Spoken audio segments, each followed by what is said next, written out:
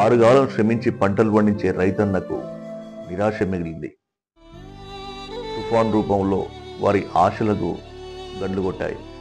వారు పండించిన పంట కళ్ళ ముందే నీటిలో మునుగుతా ఉంటే చూసిన రైతు గుండె విల్లవిల్లాడింది.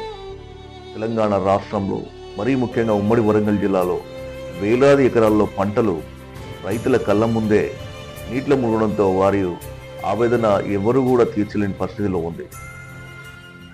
అల్పపీడన ధోనితో ఏర్పడిన మొంద తుఫాన్ కారణంగా 2 రోజుల కురుస్తున్న భారీ వర్షాలకు గాలులకు చెట్లు విరిగి రోడ్లపై పడి ప్రయాణికుల రవాణా మార్గాల్లో ఇబ్బంది కలిగాయి.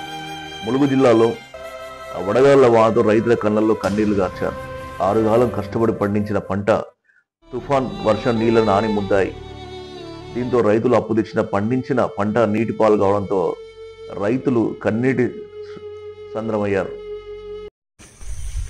2 రోజులుగా కురుస్తున్న మెంత తుఫాన్ కారణంగా ఏటునాగరం మండలంలో పలు గ్రామాలలో పూర్తి స్థాయిలో మరి వరి పంట, మిర్చి పంట, మొక్కజొన్న పంట ధ్వంసమైంది.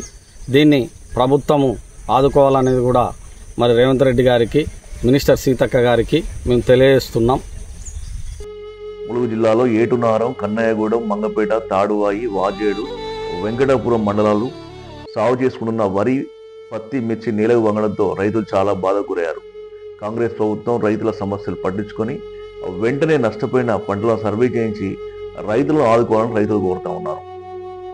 ముఖ్యంగా పండించిన పంటకు ఏదైతే నష్టపోయిన పంట ఉందో ఆ పంటకు ఇంత అంతనే కాకుండా వారు ఎంతైతే పెట్టుబడి పెట్టిల్లో ఆ పెట్టుబడి సాయం కనుక మొత్తం ఇస్తే ఖచ్చితంగా ఆ రైతులు మరో పంట వేయడానికి అవకాశం ఉంటుంది.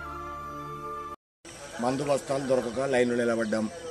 లైన్ నిలబడితే వారం 10 రోజులు నిలబడ్డా ఒక బస్తా కూడా దొరకలేదు.